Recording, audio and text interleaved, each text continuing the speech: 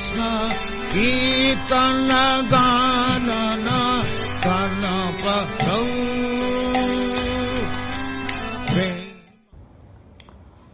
ওম নমো ভগবতে বাসুদেবায়।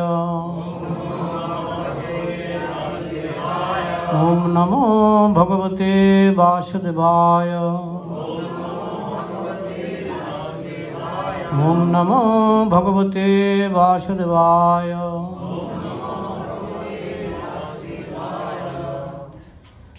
তো আমরা গত সোমবারের আগের সোমবার, তাই তো, আমরা এই লন্ডনে ছিল প্রভুপাদ যে প্রবচন দিয়েছিলেন, দ্বিতীয় প্রবচনটি, তার লাস্টের পেছনের দুটো প্যারাগ্রাফ বাকি ছিল।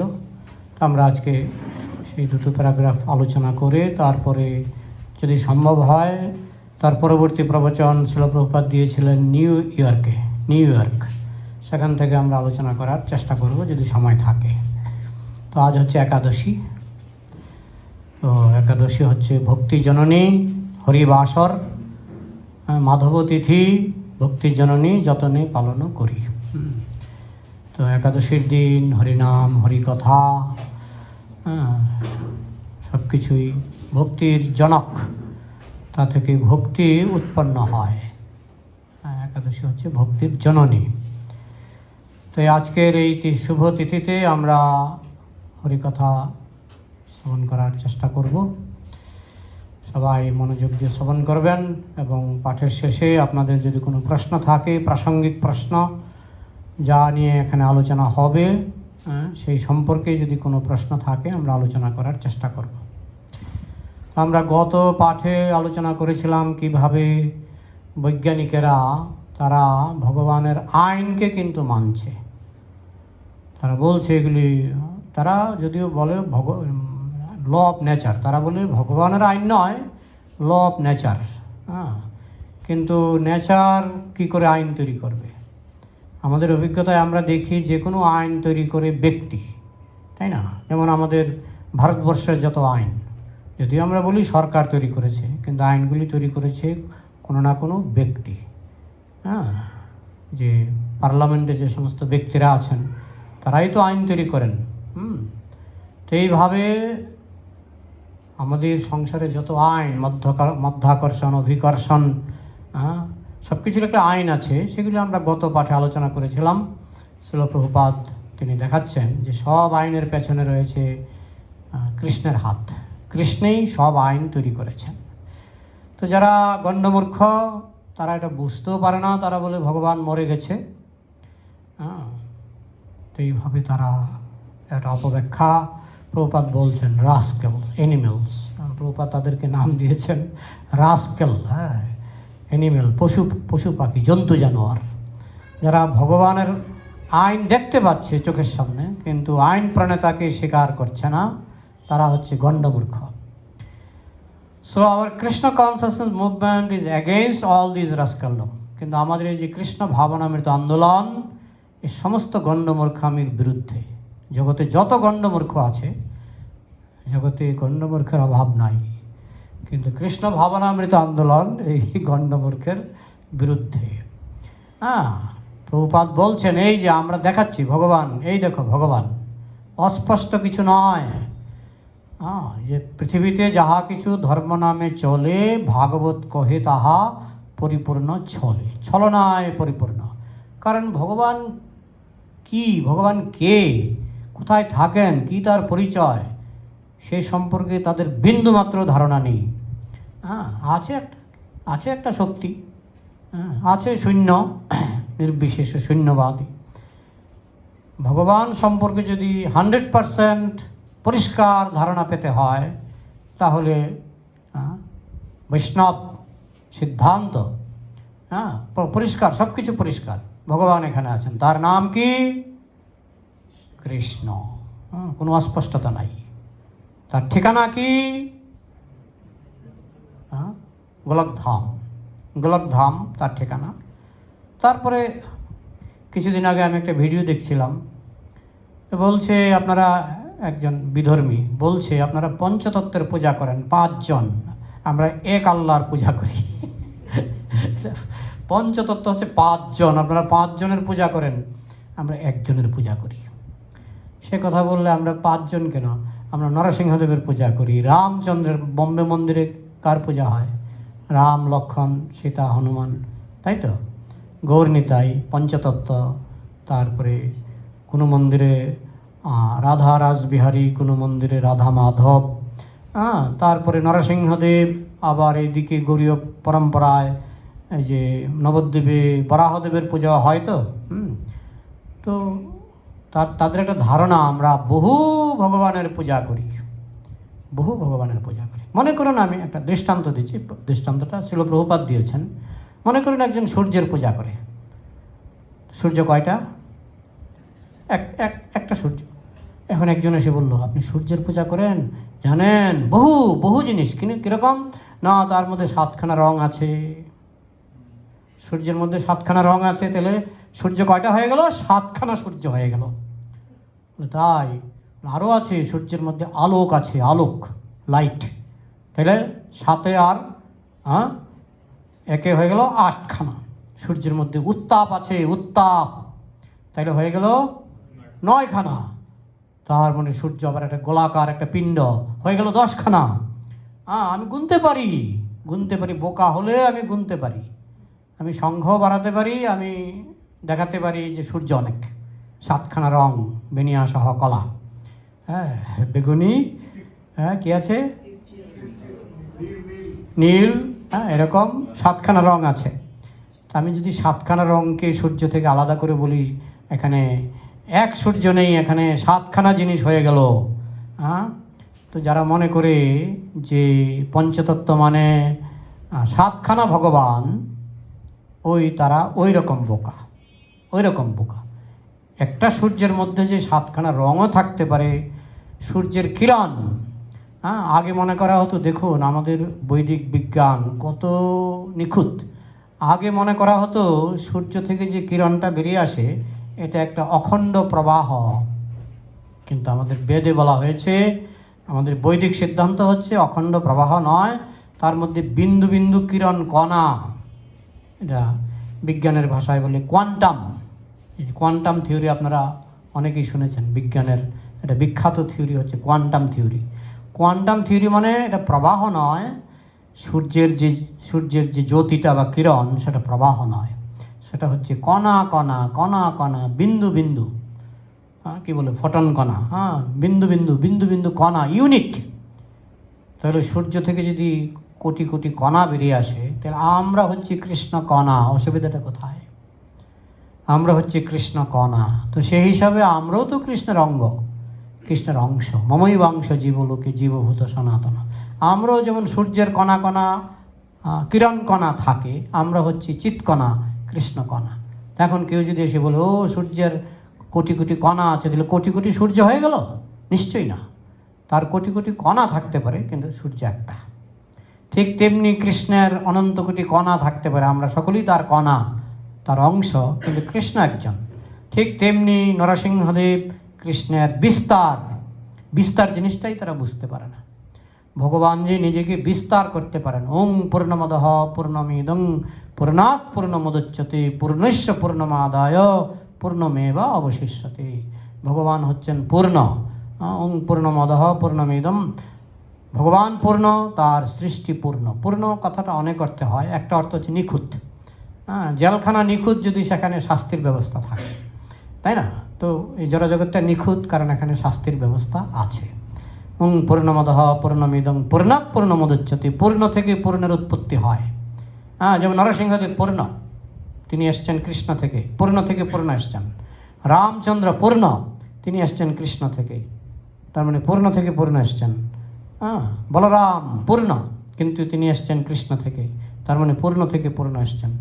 পূর্ণস্য পূর্ণমাদায়, পূর্ণ থেকে পূর্ণ আদায় করলে, মানে পূর্ণ বিয়োগ করলে পূর্ণমেবা অবশিষ্যতে, পূর্ণই অবশিষ্ট থাকে। তো এটা তো ক্ষুদ্র মস্তিষ্কে ঢুকবে না।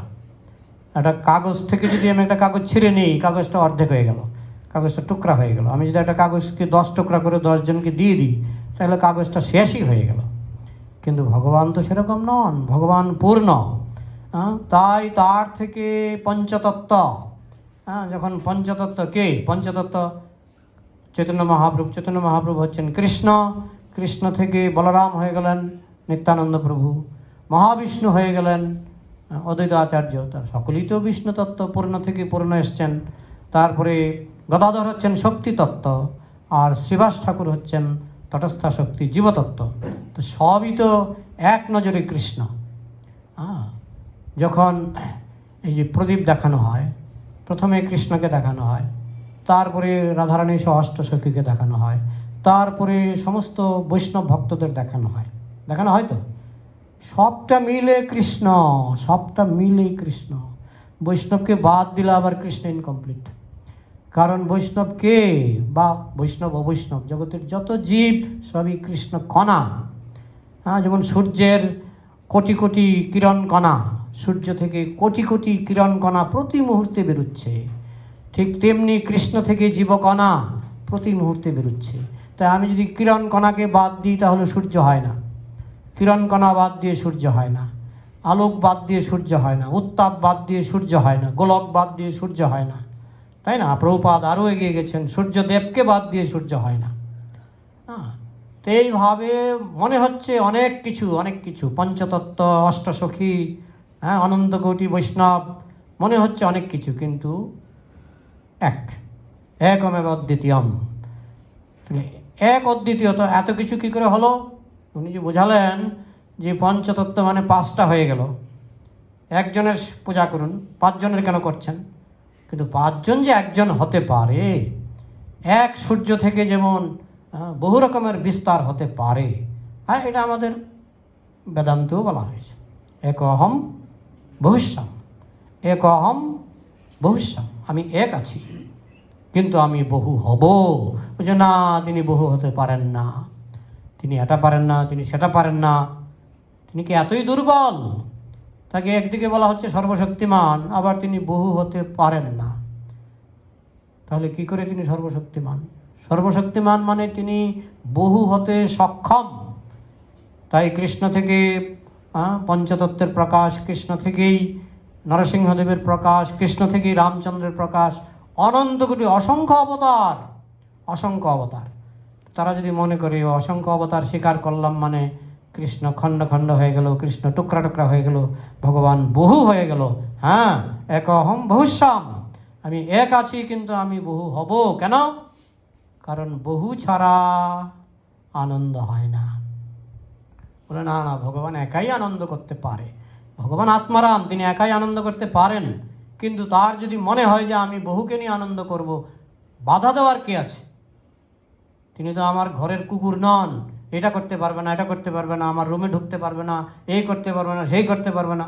আমি আমার ঘরের কুকুরকে বাধা দিতে পারি, কিন্তু ভগবান যদি বলেন আমি বহুর সঙ্গে আনন্দ করব, variety is the mother of enjoyment.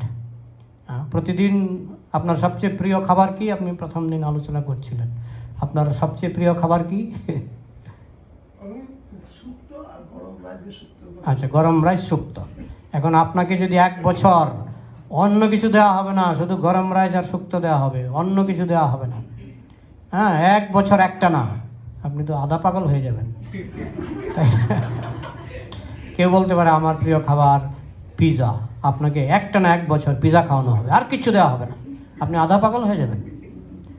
কারণ variety is the mother of invention. বৈচিত্রতা যদি না থাকে, বিচিত্রতা যদি না থাকে, তো উপভোগ হয় না। তো এই সূত্রটা কোথা থেকে এসছে? কৃষ্ণ থেকে এসছে, জন্মাদৃশ্য যত। কৃষ্ণ যখন উপভোগ করেন তিনি বিচিত্র রূপে আস্বাদন করেন। তো না, তিনি ভগবান, তিনি বিনা বৈচিত্র্যে তিনি আস্বাদন করতে বাধ্য, আমার ঘরের কুকুরের মতো। সেজন্য আমার এই ঘরে ঢুকতে পারবে না, আমার রান্নাঘরে ঘরের কুকুর ঢুকতে পারবে না। ঠিক তেমনি কৃষ্ণ বহুরূপ ধারণ করতে পারবে না। আমি আদেশ করলাম, আমি প্রেমাঞ্জন দাস আদেশ করলাম, বা আমি অমুক বাবু তমুক বাবু আদেশ করলাম যে কৃষ্ণ এটা করতে পারবে না, বহুরূপে আনন্দ আস্বাদন করতে পারবে না। তারা তো আনন্দ আস্বাদন, তারা মনে করে তারা আনন্দ আস্বাদন করবে, তারা মনে করে ভগবান আনন্দ আস্বাদন করে না। তারা আনন্দ আস্বাদন করবে কি বলে, স্বর্গে গেলে অপ্সরা পাবে, হুর পাবে, সেখানে তারা আনন্দ আস্বাদন করবে। কিন্তু আমাদের ধারণাটা উল্টো। আমাদের ধারণাটা হচ্ছে ভগবান আনন্দময়, হ্যাঁ আমরা কি আনন্দ পাবো না? হ্যাঁ পাবো, যদি ভগবানের সঙ্গে থাকি। আর যদি ভগবান থেকে দূরে সরে যাওয়ার চেষ্টা করি, যে স্বাধীনতা কৃষ্ণ আমাদেরকে দিয়েছেন, যথেচ্ছ সী তথা করু, যদি দূরে সরে যেতে চাও তবে থাকতে পারো, কিন্তু আনন্দ পাবে না। যদি আনন্দ পেতেই হয় আমার সঙ্গে যোগ হও। ফ্যান যদি ঘুরতে হয় প্লাকের সঙ্গে, কারেন্টের সঙ্গে যুক্ত হতে হবে কি না? ফ্যান ঘুরতে পারবে কারেন্টের সঙ্গে যোগ না হলে? এই মাইক আমি কথা বলছি, কারেন্টের সঙ্গে যোগ না হলে সাউন্ড ম্যাগনিফাই হবে? হবে না। ঠিক তেমনি আনন্দের সঙ্গে আমাদের প্লাক লাগাতে হবে। ভক্তির মাধ্যমে আনন্দের সঙ্গে আমাদের প্লাক লাগাতে হবে, তাইলেই তো আনন্দ ধারা বইবে।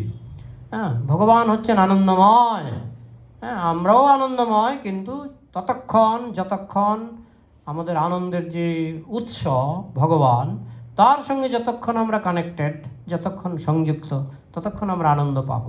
প্রেমের মাধ্যমে তার সঙ্গে যখন আমরা সংযুক্ত হব, তখন আমরা আনন্দ পাব। তো শ্রীল প্রভুপাদ বলছেন যে ভগবানের অ্যাড্রেস লাগবে, নিয়ে যাও। হ্যাঁ, একজন আরবের মোল্লা একবার আমাদের গোবিন্দ রেস্টুরেন্টে এসেছিলেন ওই টিফিন করার জন্য। তো সেখানে ছিল ব্যাক টু গডহেড ম্যাগাজিন। তো সেখানে তিনি টিফিন করতে করতে ব্যাক টু গডহেড ম্যাগাজিনটা নাড়াচাড়া করছেন। তো সেখানে দেখেন প্রভুপাদ বলছেন, আমরা ভগবানের নাম, ঠিকানা, টেলিফোন নাম্বার সব দিতে পারবো। শোনার একটা কৌতূহল হলো, ভগবানের টেলিফোন নাম্বার,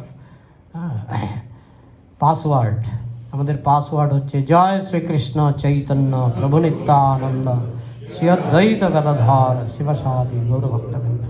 আমাদের টেলিফোন নাম্বার হচ্ছে হরে কৃষ্ণ কৃষ্ণ কৃষ্ণ হরে হরে, হরে রাম রাম রাম হরে হরে। তো শ্রীল প্রভুপাদ এরকম বলছিলেন। তো উনি তো নতুন শুনলেন যে টেলিফোন নাম্বার, ভগবানের টেলিফোন নাম্বার, ঠিকানা সব, বাবার নাম সব, সব মানে অ্যাড্রেস সব। তো উনি আরবের মোল্লা ছিলেন, উনি একটা ইস্কন মন্দিরে গেলেন, গিয়ে বলছেন যে আমি জয়েন করতে চাই। কিন্তু সেখানে তারা ভয় পেত, যে মুসলমান যখন মন্দিরে জয়েন করতে চাইতো তারা ভয় পেত। তারা বললেন যে না, আমরা এভাবে জয়েন আমাদের করতে দিই না, আমরা ভয় পেয়ে গেছে আর কি। তো উনি বুঝলেন যে আমাদেরকে সবাই ভয় করে। বুঝতে পেরে উনি কী করলেন, উনি বাইরে গেলেন, গিয়ে একটা সেলুনে গিয়ে মাথা মুন্ডন করে, তিলকের মাটি ফাটি কিনে, তিলক কেটে, কণ্ঠিমালা পরে, ধুতি পরে তিনি মানে আরেক মন্দিরে চলে গেলেন। জার্মান না কোথায় আরেক মন্দিরে চলে গেলেন। বর্তমানে তার নাম কি? রাবণারী দাস। তিনি ইস্কনের গুরু, দীক্ষা দেন, শ্রীল প্রভুপাদের কাছ থেকে দীক্ষা নিয়েছিলেন। তো এরকম গুরু তো আর সবাই হতে পারে না, উনি গুরু হয়ে গেছেন, কিন্তু এরকম অনেকেই আছে। হ্যাঁ, তো যাই হোক, তো এই হচ্ছে সংস্থা ইস্কন, যেখানে ভগবানের নাম, ঠিকানা, টেলিফোন নাম্বার সব পাওয়া যায়। ভগবান সম্পর্কে যদি পরিষ্কার আইডিয়া নিতে হয়, অস্পষ্ট আইডিয়া নয়। একটা জিনিস নিয়ে অনেকেরই মনে করে যে ভগবান তো একজন, এক অহম। আমরা মানি এক অহম বহুশ্যাম। রাসনাচের সময় লক্ষ লক্ষ গোপী এসেছিলেন কৃষ্ণের সঙ্গে নাচার জন্য। তো কৃষ্ণ যদি একজন হয়েই বসে থাকতেন, তাহলে লক্ষ লক্ষ গোপীর সঙ্গে নাচতে পারতেন না। কৃষ্ণ দেখলেন প্রথমে ছিলেন একজন, দেখলেন একজন গোপী এসছে, একজনই ছিলেন। যখন দেখলেন দুজন গোপী এসে গেছে, সঙ্গে সঙ্গে কৃষ্ণ হয়ে গেলেন দুজন। না হতে পারবে না কৃষ্ণ, আমি আদেশ করছি, তুমি দুজন হতে পারবে না। তারপর তিনজন গোপী এসে গেলেন, কৃষ্ণ হয়ে গেলেন তিনজন। হ্যাঁ কৃষ্ণ, তুমি তিনজন হতে পারবে না, আমি অর্ডার করছি, আদেশ করছি, তুমি তিনজন হতে পারবে না। তো তিনি কি আমার পোষা কুকুর, ঘরের কুকুর, যে তিনি আমার আদেশে তিনি তিনজন হবেন না? লক্ষ লক্ষ গোপী আসলেন, তিনি হয়ে গেলেন লক্ষ কৃষ্ণ। অনন্ত কোটি গোপী আসলে তিনি হয়ে যাবেন অনন্ত কোটি কৃষ্ণ। তো এক অহম বহুশ্যাম, আমি এক আছি, বহু হব, বহু হয়েও এক। আরে সাধারণ একটা, আমি মাঝে মাঝে মোবাইল বা এইসব যখন কিনতে যাই, লেখা থাকে 2 in 1, 3 in 1, 4 in 1। তো একটা ট্যাপ রেকর্ডার কিনতে গেলেন, এখানে লেখা রইল 2 in 1। তো আপনি জিজ্ঞেস করলেন কী আছে, বলে দিল যে এখানে দুটো ফ্যাসিলিটি আছে। আপনি একটা মোবাইল কিনতে গেলেন, আজকাল তো মোবাইলের মধ্যে 10 in 1 হয়ে যাচ্ছে, ভবিষ্যতে নাকি আরও বাড়বে। এখন নতুন মোবাইল দেখলাম আবিষ্কার হয়েছে, আপনি টিপ দেবেন, দেওয়ালের মধ্যে আপনি সিনেমা দেখতে পারবেন। মানে এটাকে কি বলে, প্রজেক্টর। এই আজকে একবার বিজ্ঞাপন দিচ্ছে, আজকে থেকে বিজ্ঞাপন দেখলাম। তাহলে 2 in 1, 3 in 1 একটা সাধারণ মেশিনে থাকতে পারে, আর ভগবানের মধ্যে থাকতে পারে না। ভগবান হচ্ছেন অল ইন ওয়ান। আমরাও ভগবানের অংশ, আমরা ভগবানের থেকে বাইরে নই। হ্যাঁ, এমনকি তারা যে বলে শয়তান, মায়া, আমরা যে বলি মায়া, শয়তান, এরাও ভগবানের পুলিশ, এরাও ভগবানের থেকে আলাদা নয়। সব কিছুই ভগবানের অন্তর্ভুক্ত। তাই ওই ভগবান একদিকে, শয়তান একদিকে, মায়া একদিকে না। আমরা পর্যন্ত প্রতিটি জীব, প্রতিটি পিঁপড়া, প্রতিটি অনুপরমাণু সব ভগবানের অংশ, তার শক্তির অংশ। ভগবান একজনই আছেন, এক হয়েও তিনি বহুরূপে নিজেকে বিস্তার করেছেন। একহম বহুশ্যাম।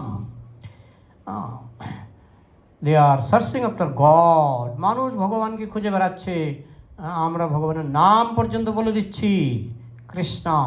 শুধু কি কৃষ্ণ, 78 শতনাম আছে, আবার রয়ে গেছে বিষ্ণু সহস্র নাম, 1000 নাম। আবার বলা হচ্ছে অনন্ত কৃষ্ণের নাম, অনন্ত মহিমা, নারদাদি বেশদেব দিতে নারে সীমা। তো ভগবানের অনন্ত নাম। তারা মনে করেন ভগবানকে নাম দিলে ভগবান সীমিত হয়ে গেলেন।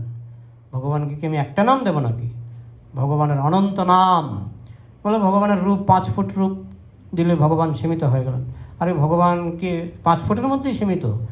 তিনি যখন গোপীদের সঙ্গে রাস নাচ করেছিলেন, তো তিনি কি 5 ফুটের মধ্যে সীমিত ছিলেন? লক্ষ লক্ষ গোপী এসেছিল, লক্ষ লক্ষ কৃষ্ণ, তিনি তার 5 ফুটের মধ্যে সীমিত নন। হ্যাঁ, তবে তিনি ইচ্ছা করলে, দেখুন শক্তির কতগুলি বৈশিষ্ট্য আছে। যেমন আপনাকে যদি বলি যে এই বোতলটার ভিতরে ঢুকুন, এই বোতলটার ভিতরে ঢুকতে পারবেন কেউ? এই ঘরের ভিতরে বলুন, পারবেন? কেউ পারবেন না। কিন্তু কৃষ্ণ পারবেন কিনা? কৃষ্ণ পারবেন কিনা? কৃষ্ণ তো অনুপরমাণুর মধ্যে ঢুকতে পারেন, অনুপরমাণুর মধ্যেও প্রবেশ করতে পারেন। তাহলে 5 ফুট হলেই কৃষ্ণ সীমিত হয়ে গেলেন, এটা আর একটা গণ্ডমূর্খামি, গোবর মাথা মানুষের সিদ্ধান্ত যে কৃষ্ণ যদি 5 ফুট হয় তাহলে তিনি সীমিত হয়ে গেলেন। কৃষ্ণ চাইলে অনুপরমাণুর ভিতরে ঢুকতে পারেন। অন্ডান্তরস্থ পরমাণু চয়ান্তরস্থম। আমি অনুপরমাণুর মধ্যেও ঢুকে আছি, অনন্ত কোটি ব্রহ্মাণ্ডের মধ্যেও ঢুকে আছি। আমি ছোট হতে পারি, বড় হতে পারি। অনুরণীয়ান মহত মহিয়ান। আমি ছোটর থেকে ছোট, smaller then the smallest, bigger then the biggest. ভগবান ওয়ান সাইডেড নয়, একপাক্ষিক নয়। ভগবান অলরাউন্ডার। তাকে যদি বলেন পরমাণুর মধ্যে ঢুকতে পারো, হ্যাঁ পারি। অনন্ত কোটি ব্রহ্মাণ্ডের বিশাল আকাশে, সে বিরাট রূপে ভগবান সেখানেও প্রবেশ করে আছেন। না তিনি এটা পারেন না, সেটা পারেন না। আসলে মানুষ নিজের আঙ্গিকে আমি বোতলের ভিতরে ঢুকতে পারি না, এটা ঠিক। ও ভগবানও পারে না। আমি অনুপরমাণুর মধ্যে প্রবেশ করতে পারি না, ও ভগবানও পারে না। মানে আমার নিজের আঙ্গিকে আমি ভগবানকে বিচার করার চেষ্টা করছি। প্রভুপাদ বলছেন, we are giving the name, ভগবানের নাম দিচ্ছি, অ্যাড্রেস দিচ্ছি, কার্যকলাপ। ভগবান কিছু করে না, বসে থাকে অলস, কিছু করে না। তিনি রাম রূপে লীলা করছেন, বরাহ রূপে লীলা করছেন, মৎস্য রূপে লীলা করছেন। তার কাজের অভাব আছে? তিনি সদা সক্রিয়। অনন্ত কোটি ব্রহ্মাণ্ডের নিত্যলীলা এখনও চলছে। যেমন সূর্য ভারতবর্ষ থেকে আমেরিকায় গিয়ে সূর্য কি অন্ধকার হয়ে যায়? সূর্য সেখানেও কাজ করে। ঠিক তেমনি কৃষ্ণের লীলা এক ব্রহ্মাণ্ড থেকে আরেক ব্রহ্মাণ্ডে চলছে, নিত্য লীলা। কোয়ালিটি, নাম রূপ লীলা পরিকর বৈশিষ্ট্য। ভগবানের নাম অনন্ত রূপ, রূপ নাই, নিরাকার। আজকেও একজন বলছে ভগবান নিরাকার। নিরাকার মানে কি? আকারের অভাব। আমরা বলি ভগবান পূর্ণ। আচ্ছা বলুন তো, পূর্ণের মধ্যে অভাব অনটন সম্ভব? পূর্ণের মধ্যে অভাব অনটন। আমি বললাম লোকটা ধনী, দেখলাম লোকটা একটা সাইকেল কেনার পয়সা নাই, দরজায় ভিক্ষা করছে, লোকটা ধনী। তো লক্ষণ দেখে তো বুঝতে হবে। তো আমরা বলবো উনি ভগবান, আর তারপরে এমন কিছু লক্ষণ চাপিয়ে দেব যে তার রূপের অভাব, রূপের অনটন, অভাব অনটন, তাহলে তিনি পূর্ণ হলেন কি করে? তাহলে আমার কিছু সম্পত্তি আছে যেটা ভগবানের নাই, আমার আকার আছে, আপনার আকার আছে, আছে তো? তাহলে আমার কিছু সম্পত্তি আছে যেটা ভগবানের নাই, তাহলে আমি পূর্ণ না ভগবান পূর্ণ? পূর্ণ কে? আমি তো পূর্ণ নই, ভগবান পূর্ণ। তাহলে তার মধ্যে রূপের অভাব থাকবে কেন? অভাব অনটন অপূর্ণতার লক্ষণ। ভগবানের কোনো কিছুর অভাব নেই। হ্যাঁ, আমরা বলবো যে হ্যাঁ ঠিক আছে, আপনি বলছেন যে 5 ফুটের মধ্যে সীমিত নয়, অনন্ত রূপম শশী সূর্য নেত্রম, অনন্ত রূপ, তার রূপ অনন্ত, গুণে শেষ করা যাবে না। তার অবতারাহি অসংখ্যা হরের সত্য নিধের দ্বিজা যথাবিদর্শিন কুল্লা সরসহসু সহস্রশ। নদীর ঢেউ, সমুদ্রের ঢেউ যেমন গুণে শেষ করা যায় না, ঠিক তেমনি ভগবানের অবতার, ভগবানের রূপ, আকার গুণে শেষ করা যাবে না, মেপে শেষ করা যাবে না। অনন্ত রূপম, তাই তার রূপের অভাব, নিরাকার রূপের অভাব, এতে ভগবানকে অপূর্ণ বানাবার জন্য জবরদস্তি করা হচ্ছে। ভগবানের রূপের অভাব নেই, অনন্ত রূপ, তার রূপের শেষ নেই। আর রূপ ছাড়া প্রেম হয়? কৃষ্ণকে দেখে গোপীর অজ্ঞান হয়ে পড়ে যান, ভক্ত কৃষ্ণকে দেখে অজ্ঞান হয়ে পড়ে যান। শ্রীবাস ঠাকুরের বাড়িতে একজন দর্জি, মুসলমান দর্জি, শ্রীবাস ঠাকুরের জামা বানাতেন, জানেন তো সেটা? শ্রীবাস ঠাকুরের জামা বানাতেন, জামা। এবং শ্রীবাস ঠাকুরের বাড়িতে 50 জন সদস্য ছিল, সবার জামা কাপড়ের সেলাই কাজটা মুসলমান দর্জি করতেন। এটা চৈতন্য ভাগবত উল্লেখ আছে। তো একদিন চৈতন্য মহাপ্রভু শ্রীবাস ঠাকুরের বাড়িতে এসেছেন, সেই সময় সেই দর্জি তার ফিতা টিতা নিয়ে শ্রীবাস ঠাকুরের গায়ের মাপ নিতে এসছেন। তো মহাপ্রভুর কি খেয়াল হলো যে এই দর্জিকে আমি একটু কৃপা করি, হঠাৎ করে কৃষ্ণরূপ দেখিয়ে দিলেন, এক ঝলক, বিদ্যুৎ ঝলকানের মতো কৃষ্ণরূপ দেখিয়ে দিলেন। সেই দর্জি আর শ্রীবাস ঠাকুরের মাপ নেবে কি, ওই ফিতাটিতা ফেলে লাফাতে শুরু করলেন, আমি দেখেছি, আমি দেখেছি, আমি দেখেছি, আমি দেখেছি। শ্রীবাস ঠাকুর বলছেন কী দেখেছে? আর তাকে ধরাই যাচ্ছে না, তার গা থরথর করে কাঁপছে, তাকে ধরে আটকানো যাচ্ছে না। 10 জন মিলে তাকে ধরার চেষ্টা করলো, আমি দেখেছি, আমি দেখেছি, আমি দেখেছি। তারপরে নাকি 7-8 দিন ধরে নদিয়ায় ঘুরে ঘুরে সে পাগলের মতো ঘুরে ঘুরে বেরিয়েছে। এইটা হচ্ছে প্রেম, এটা হচ্ছে প্রেম। এখন রূপ ছাড়া প্রেম, রূপ ছাড়া প্রেম সম্ভব নয়। প্রেমের জন্য রূপ একটি অত্যাবশ্যক শর্ত।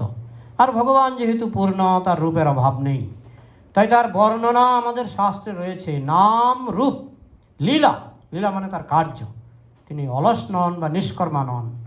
নাম রূপ লীলা পরিকর, তিনি একা নন।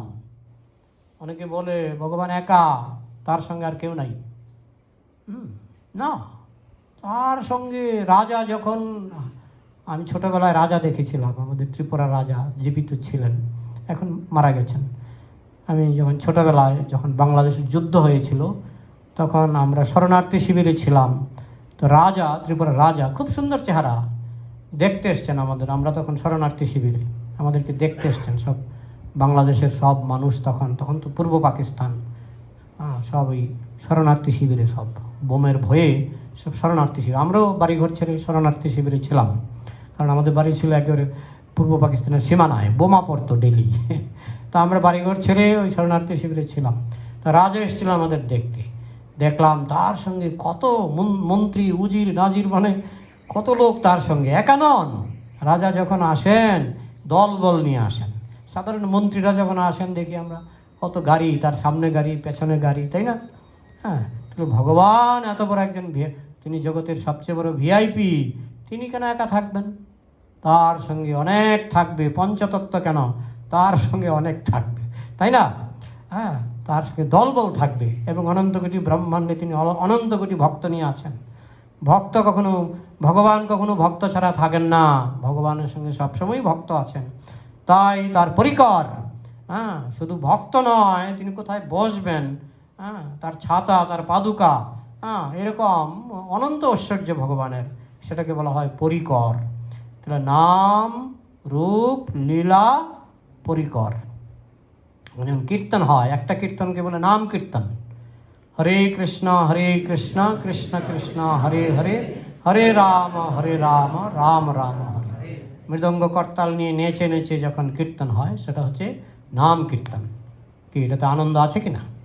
হ্যাঁ, নাম কীর্তন যখন হতে পারে যে সব কীর্তনীয় সমান নয়, কিন্তু আমি এমন কীর্তনীয় দেখেছি আপনি না নেচে পারবেন না। যখন ঠিক মতো মৃদঙ্গ নিয়ে কীর্তন জমে উঠবে, আমার মনে আছে আমি যখন প্রথম ইস্কনে জয়েন করি, আমি প্রথম দিকে নাচছিলাম না, কারণ অভ্যাস নেই তো। এসে যাদবপুর বিশ্ববিদ্যালয় থেকে এসে জয়েন করলাম, এসে আর নাচার আর ইচ্ছা হয় কিন্তু লজ্জা, সবাই নাচছে আমি আর ঠিক করতে পারছি না। সবাই যখন নাচে আমি কোনাতে দাঁড়িয়ে দাঁড়িয়ে দেখছি।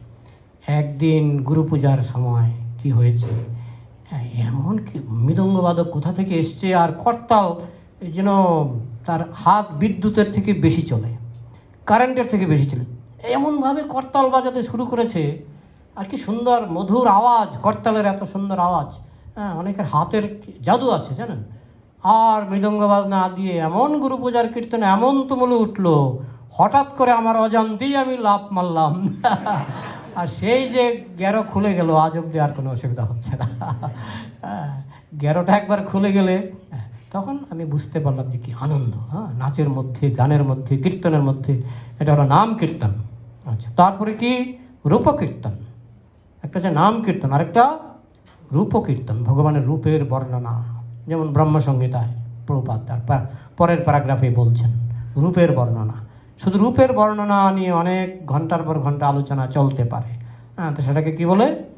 রূপকীর্তন। যেমন বরহা পিরং নটবর কর্ণয় কর্ণিকারম বিভ্রত বাস কনক কপিশম বৈজয়ন্তিং চ মালম রন্ধ্রান বেণুরধর সুধয়া পুরয়ন গোপবৃন্দৈর বৃন্দারণ্যম সপদরমনম প্রাবিশদ্গীত কীর্তি। যে রূপের বর্ণনা শুনে নিত্যানন্দ প্রভু এক বিশাল লাভ দিয়ে অজ্ঞান হয়ে পড়ে গেছিলেন। ভগবানের রূপের বর্ণনা শুনে নিত্যানন্দ প্রভু লাভ দিয়ে অজ্ঞান হয়ে গেলেন। ভগবানের রূপ কেমন রূপ দেখে মানুষ অজ্ঞান হয়, শুনে অজ্ঞান হয়ে যায়। তো এটা হচ্ছে রূপকীর্তন। একটা হলো নামকীর্তন, রূপকীর্তন। আরেকটা কি? লীলা কীর্তন, যেটা বেঙ্গলে খুব চলে। যদিও ইস্কনে সেইভাবে করা হয় না, কিন্তু অনেক লীলা কীর্তনই আছে না, নৌকা বিলাস সেই লীলা কীর্তন করে। যদিও সেখানে কিছু গলত থাকতে পারে, কিন্তু লীলা কীর্তন বলে একটা কীর্তন হয়। সেটা নাম কীর্তন, রূপকীর্তন, লীলা কীর্তন, পরিকর কীর্তন। ভগবানের পরিকর নিয়ে আপনি শুনতে পারেন বর্ণনা, পরিকর কীর্তন। তো এইভাবে ভগবান সম্পর্কে আপনি নানাভাবে কীর্তন করতে পারেন। শুধু এই না যে শুধু নামকীর্তন, নামকীর্তন, রূপকীর্তন, লীলা কীর্তন, গুণকীর্তন, কত কীর্তন আছে। তো লীলা কীর্তন মানে কি? তার কার্যকলাপ। রামচন্দ্র রূপে তিনি কি কার্য করলেন, রামচন্দ্র রূপে। এতবার যে শুনেছি শিশুকাল থেকে। আমি যখন ছোট্ট শিশু ছিলাম তখন এই মনে হয় এই রেডিওটা আবিষ্কার হয়েছে, টেলিভিশনটা তখন আবিষ্কার হলো, আমাদের দেশে আসেনি তখন। রেডিও আমি একদম শিশুকালে রেডিও দেখিনি আমি যেখানে ছিলাম। তো আমাদের গ্রামে কিছু লোক চলে আসতো, এরা সুন্দর ধুতি টুতি পরে লোক চলে আসতো, নাকি রামায়ণ কীর্তনিয়া এসে তারা ওই প্রত্যেক বাড়ির গ্রামের যে প্রধান বাড়ি, সেখানে তারা রামায়ণ কীর্তন করতো। আর কত লোকের ভিড়, রামায়ণ কীর্তন সারা রাত ধরে রামায়ণ কীর্তন। আগে হতো রামায়ণ কীর্তন বা মহাভারত কথা, রামায়ণ কীর্তন। কারণ আগে তো এই টেলিভিশন ছিল না। মানুষ সময় কাটাবে কী করে? নাটক রাম কথা, কৃষ্ণ কথা, ওইসব আজে বাজে নাটক এইসব ছিল না আগে। মানুষ ওইসব থেকেই আনন্দ পেতেন, এবং তাদের হৃদয় নির্মল হতো। কিন্তু বর্তমান যুগে এইসব লীলা কীর্তন এগুলি প্রায় বন্ধ হয়ে গেছে। তারপরেও টেলিভিশন আসার পরে ওই রামানন্দ সাগর রামায়ণ করলেন, এইটাও দেখার মতো। আমরা অনেকবার দেখেছি, আজও দেখি, এখনও দেখতে ইচ্ছা করে, তাই না? যদিও কিছু ভুলভ্রান্তি উনিও করেছেন, কিন্তু যেটা করেছেন তা থেকে যা পাওয়া যায় একেবারে। আমার মনে আছে, আমি যখন মনে হয় কলেজে পড়ি, তখন এই রামায়ণ দেখাচ্ছিল টেলিভিশনে, প্রথম দেখাচ্ছিল। সব মানুষ ওই 9টা বাজলো বোধ হয় না, 9টায় বীর, প্রত্যেক টেলিভিশনের সামনে মানুষ বসে যেত। তো ভগবানের লীলার আকর্ষণ আছে তো নাকি, না আকর্ষণ নেই? রামলীলা এত সুন্দর, চমৎকার, এত গভীর, এত গভীর। কীভাবে তারা স্যাক্রিফাইস করেছে নিজের জীবন, শোনার মতো। এবং তখন যদি কোনো দিন লোডশেডিং হতো, আমি শুনেছি মুসলমানরাও বলতেন যে লোডশেডিং যেন না হয় ওই সময়টায় যেন লোডশেডিং না হয়। তারা অনুরোধ জানাতেন। মানে কি আকর্ষণ আছে কথার মধ্যে, রাম কথার মধ্যে আকর্ষণ আছে, এমন কিছু মধু আছে, এমন কিছু অমৃত আছে, সবাই শুনতে ভালোবাসে। তাহলে নাম রূপ লীলা পরিকর বৈশিষ্ট্যম এভরিথিং। কৃষ্ণ ভগবানের প্রধান নাম। কৃষ্ণ মানে সর্বাকর্ষক, যিনি সবাইকে আকর্ষণ করেন।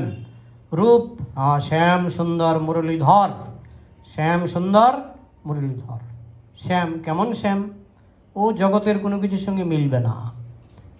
যদিও মাঝে মধ্যে বলা হয় যে নবঘনশ্যাম, মানে নতুন মেঘের মতো, বর্ষার নতুন মেঘ। নতুন মেঘের সঙ্গে কৃষ্ণের গায়ের রং মিলে না। কিন্তু কি করা যাবে, হাতের কাছে যখন আর কিছু পাওয়া যাচ্ছে না, তো ওই সব দিয়ে উপমা দেওয়া হয়। কিন্তু কৃষ্ণের যে প্রকৃত গায়ের রং, বলছি এমনিতে আমাদের সমাজে কি হয়, কালো ছেলের বিয়ে, কালো মেয়ের বিয়ে একটু কষ্ট হয় তো নাকি, অনেক সময় একটু কষ্ট হয়। কিন্তু ভগবানকে বলা হচ্ছে কালো, কিন্তু কেমন কালো, দেখলে আপনি পাগল হয়ে যাবেন।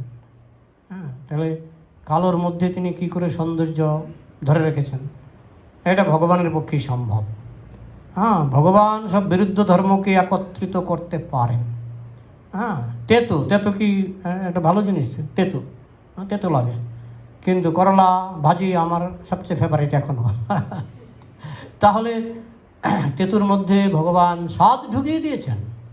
লঙ্কা মুখে দিলে ঝাল লাগে, মানে জীব হয়, তাই না? লঙ্কা তো একটা জীবের পক্ষে একটা অসহ্যকর ব্যাপার, কিন্তু সেটাও তো তার মধ্যে টেস্ট আছে কিনা, স্বাদ আছে কিনা। অনেকে আছে লঙ্কা ছাড়া খেতেই পারে না। তাইলে ভগবান কি না পারেন? তিনি সমস্ত বিরুদ্ধ ধর্মের মধ্যে তিনি সংযোগ ঘটাতে পারেন। তো কৃষ্ণ কালো, কিন্তু জগতের সবচেয়ে সুন্দর ব্যক্তি হচ্ছেন কৃষ্ণ, কালোর মধ্যে। তারপর কি, he is engaged in enjoyment with Radharani and playing on his flute. তিনি রাধারানীর সঙ্গে আনন্দ আস্বাদন করছেন। তো শুকরকে যদি বলা হয় ওই ভদ্রলোক আনন্দ আস্বাদন করছে, শুকর ভাববে হতে মনে হয় আমার মতো মলমূত্র খায়, তাই না? তো যখন বলা হচ্ছে কৃষ্ণ রাধারানীর সঙ্গে আনন্দ আস্বাদন করছে, মানুষ মনে করে আমার মতোই হবে না, কিন্তু সেটা দিব্য আনন্দ। তিনি বাঁশি বাজাচ্ছেন, বেনুং কনন্তম অরবিন্দ দলায়তাক্ষম বরহাবতম মুষিতাম মধু সুন্দরাঙ্গম। এগুলো আমাদের কল্পনা নয়, ব্রহ্মা দর্শন করেছেন, কৃষ্ণকে দর্শন করেছেন, এবং এটা কোনো শিল্পীর কল্পনা নয়, ব্রহ্মা দর্শন করে লিখেছেন। আমরা ওই কাল্পনিক ভগবান নিয়ে আমরা ওই রকম গণ্ডমূর্খ নই, প্রভুপাদ বলছেন। আমরা ওই রকম গণ্ডমূর্খ নই যে আমরা কাল্পনিক ভগবান নিয়ে চর্চা করছি। আমরা বেদ থেকে সংবাদ পাচ্ছি। বেদে গোপাল তাপনী উপনিষদ যদি সুযোগ হয় পড়বেন, কৃষ্ণের কত সুন্দর বর্ণনা। অনেকে বলে বেদে কৃষ্ণের কথা উল্লেখ নাই। আমাদের চৈতন্য চরিতামৃত এরকম বহু উল্লেখ আছে। আর গোপাল তাপনী উপনিষদ এখন ইস্কনে পাওয়া যায়। সেখানে কৃষ্ণের রূপের বর্ণনা, কি করে তার বিগ্রহের পূজা করতে হবে, তার বিগ্রহের পূজা করলে কি কি সুফল পাওয়া যায়, সেই সব কথা গোপাল তাপনী উপনিষদে লেখা আছে। ব্রহ্মসংহিতায় কৃষ্ণের রূপের বর্ণনা। বেনুং কনন্তম, তিনি বেণু বাজাচ্ছেন, বাঁশি বাজাচ্ছেন। অরবিন্দ দলায়তাক্ষম, তার চোখের পাতাগুলি পদ্মফুলের পাপড়ির মতো কোমল। অরবিন্দ দলায়তাক্ষম বরহাবতমসম, তার মাথায় ময়ূরের পাখা। অসিতাম মধু সুন্দরাঙ্গম, তার সুন্দর অঙ্গ মেঘের মতো। আমরা তো মেঘ মনে করি মেঘের মতোই সুন্দর, কিন্তু এখানে তুলনা দিয়েছেন যেহেতু এই জগতের আর কোনো বস্তুর সঙ্গে, বিশেষ করে যখন অনেক দিন বৃষ্টি হয় না,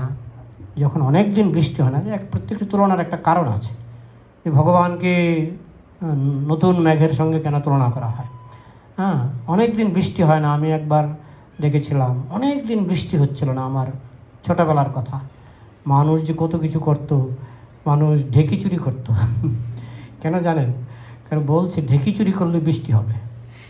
হ্যাঁ, আমাদের বাড়ির ঢেকি নিয়ে ফেলে দিল অন্য বাড়ির পুকুরে। হ্যাঁ, ঢেকি পাওয়া যাচ্ছে না, কী ব্যাপার? না বৃষ্টি হচ্ছে না তো, তাই ঢেকি চুরি করলে বৃষ্টি হবে। বৃষ্টি হয় না, মানুষ পাগল হয়ে যায়। বৃষ্টি হচ্ছে বলে আমরা টের পাই না। হ্যাঁ, যখন বৃষ্টি হয় না, অনেক সময় হয় এরকম অনাবৃষ্টি। হ্যাঁ, যখন বৃষ্টি হয় না মানুষ পাগলের মতো হয়ে যায়।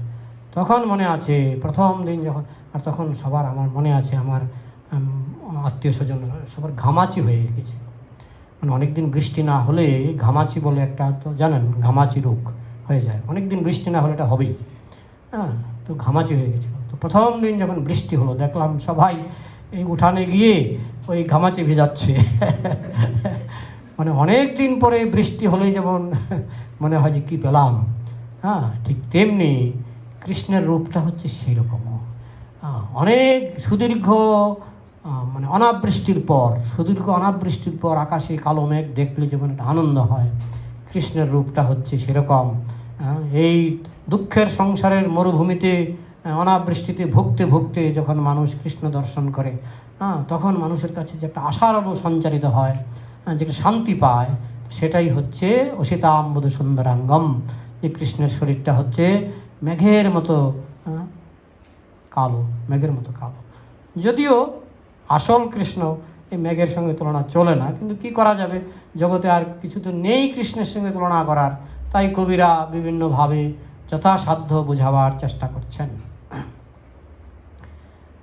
এইগুলি ব্রহ্মসংহিতার কথা। ব্রহ্মা কৃষ্ণকে দেখেছিলেন এবং ব্রহ্মা দেখেছিলেন কৃষ্ণ বাঁশি বাজাচ্ছেন, এবং গোপীরা কৃষ্ণকে দেখেছিলেন। তো এইভাবে কৃষ্ণ দর্শন যাদের হয়েছিল, তারা গোপীদের কাহিনী যদি আপনি পড়েন, চৈতন্য মহাপ্রভু বলেছেন যে রম্মা কাচিদ উপাসনা ব্রজবধূ বর্গেন যা কল্পিতা। ব্রজবধূরা অর্থাৎ গোপীরা যেভাবে উপাসনা করেছেন কৃষ্ণ উপাসনা, সেটি হচ্ছে কৃষ্ণের শ্রেষ্ঠতম উপাসনার পদ্ধতি। তো গোপীরা আমরা দেখি তারা কীভাবে, তারা প্রত্যেকেই ছিলেন, মানে বেশিরভাগই তো বিবাহিত ছিলেন না, বিবাহিত গোপী। কিন্তু কেমন আকর্ষণ থাকলে পরে, একটা মনে করুন একটা পাড়াতে, একটা গ্রামে বা একটা এলাকায় কয়েক লক্ষ বিবাহিত মহিলা আছেন। কৃষ্ণের শরীরে কেমন আকর্ষণ ছিল, সবাই, একজন নয়, সবাই দলে দলে তাদের স্বামী ছেড়ে, কৃষ্ণ শুধু বাঁশি বাজিয়েছিলেন, স্বামী ছেড়ে তারা সবাই দৌড়ালেন কৃষ্ণকে দর্শন করার জন্য, কৃষ্ণের সঙ্গে নাচার জন্য। কীরকম আকর্ষণ থাকলে পরে সেটা হতে পারে? এটা কি কোনো যুগে কেউ আর পেরেছিল? কৃষ্ণ ছাড়া পারেনি। এবং সেটা দিব্য, সেটা সাধারণ কোনো জড়জাগতিক আকর্ষণের সঙ্গে তুলনা করলে চলবে না। কিন্তু আমরা যেহেতু সাধারণ জিনিস নিয়ে অভ্যস্ত, তাই আমরা সাধারণ জিনিসটা আমাদের ব্রেইনে ঢুকে, অসাধারণ যে দিব্য আনন্দ, দিব্য সম্পর্ক, দিব্য প্রেম, এগুলি আমাদের মাথায় ঢোকে না। এইভাবে গোপীরা কৃষ্ণকে দর্শন করেছিলেন। বহু ভক্ত কৃষ্ণ দর্শন পেয়েছিলেন। Even if you don't believe in the history, then come to শাস্ত্র। ঠিক আছে, আমি গোপীদের ইতিহাস, এটা আমি ইতিহাস বলেই মানি না, আমি মনে করি গোপীদের কাহিনী তো কাল্পনিক। তাহলে ঠিক আছে, শাস্ত্র। এখন আমি শাস্ত্র মানব না, ইতিহাস মানব না। মহাভারতকে বলা হয় ইতিহাস, আমি ইতিহাস মানি না। তারা মনে করে ইতিহাস মানে 3000 বছর। প্রভুপাদকে একজন বলছিলেন যে 3000 বছর আগে কি যেন একটা কথা হচ্ছিল। প্রভুপাদ বলছেন, দ্যাট 3000 বছর, আমরা কোটি কোটি বছর ছাড়া কথাই বলি না। কোটি কোটি বছর, অনন্ত কোটি বছর ছাড়া আমাদের কোনো কথা চলবে না। তুমি 3000 বছর কি বলছো? 3000 বছর আমাদের কাছে 1 সেকেন্ডও নয়। তো বেশিরভাগ এই যে যারা ইতিহাসবিদ, তারা ওই 3000 বছর, মহেঞ্জোদারো, হরপ্পা, 3000 বছর আগের, বেশি আগে হলেই কাল্পনিক, হয়তো 3000 বছরের আগে হলেই হয়তো। তুমি কি ইতিহাসবিদ? কোটি কোটি বছরের ইতিহাস মহাভারতে, রামায়ণে, তারপরে পুরাণে বলা হয় পুরাণ। পুরাণ মানে পৌরাণিক ইতিহাস, কোটি কোটি বছরের ইতিহাস। হ্যাঁ, আমরা বলি যে কলকাতার মতো শহর অনন্ত কোটিবার সৃষ্টি হয়েছিল, অনন্ত কোটিবার ধ্বংস হয়েছে। হ্যাঁ, মোবাইলের মতো যন্ত্র অনন্ত কোটিবার আবিষ্কার হয়েছে, অনন্ত কোটিবার হারিয়ে গেছে। হ্যাঁ, আমরা মনে করি প্রথম মোবাইল আবিষ্কার হলো। এরোপ্লেনের মতো বায়ুযান অনন্ত কোটিবার বৈজ্ঞানিকরা আবিষ্কার করেছিল, অনন্ত কোটিবার ভুলে গিয়েছিল। হ্যাঁ, অনন্ত কোটিবার পৃথিবী সৃষ্টি হয়েছিল, অনন্ত কোটিবার পৃথিবী প্রলয় জলে বিলীন হয়ে গিয়েছিল। হ্যাঁ, তো এইভাবে আমাদের হলো কোটি কোটি বছরের ইতিহাস। হ্যাঁ, আর তারা ওই 3000 বছরের ইতিহাস 3000 বছরের ইতিহাস। প্রভুপাদ বলেন আমরা 3000 বছর নিয়ে কথা বলি না, শাস্ত্র 3000 বছর নিয়ে কথা বলে না, শাস্ত্র অনন্ত কোটি বছর নিয়ে কথা বলে। বেনঙ্কানন্দম অরবিন্দ দলায়তাক্ষম Krishna the supreme personality of Godhead is always engage in playing on his flute. Krishna সবসময় তার বাঁশি বাজাচ্ছেন, আর সেই বাঁশি তো আমাদের কানে ঢুকছে না। সেই বাঁশি যাদের কানে ঢুকেছে, সেই বাঁশির মধ্যে তার সব মধু, বেনু মাধুর্য। সেই বাঁশি যদি কার কানে ঢোকে, তিনি সবসময় ছটফট করবেন সেই বাঁশি শোনার জন্য, আরেকবার শোনার জন্য সবসময় ছটফট করবেন। এই হচ্ছে বৈদিক বর্ণনা, বেনুং কনন্দম অরবিন্দ দলায়তাক্ষম। তার মানে ব্রহ্মসংহিতাকেও ছিল প্রভুপাদ বলছেন বৈদিক। ব্রহ্মসংহিতাও বেদ। His eyes are just like lotus petal. তার চোখগুলি হচ্ছে পদ্ম ফুলের পাপড়ির মতো।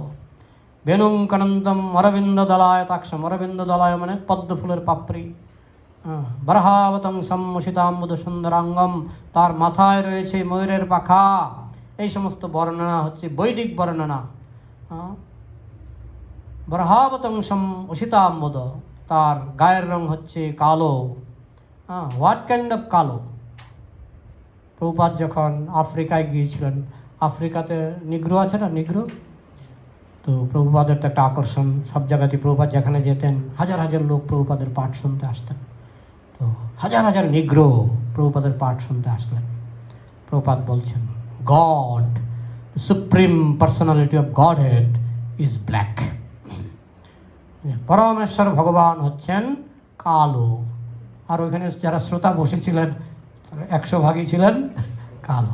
ফিসফিস শুরু করে দিলেন, শুনছেন ভগবান কালো, তাহলে আমাদের লোকে ঘৃণা করে কেন? হ্যাঁ, আফ্রিকাতে মাঝে মাঝে দাঙ্গা হয় কালো আর সাদা নিয়ে, সাদা চামড়ার কালো চামড়া। ভগবান কালো, ভগবান কালো, শুনতে পাচ্ছেন উনি বলছেন ভগবান কালো, তাহলে লোকে আমাদের ঘৃণা করে কেন? এই ফিসফিস শুরু করে দিয়েছে। প্রভুপাদ একটু থেমে বলছেন বাট নট লাইক ইউ।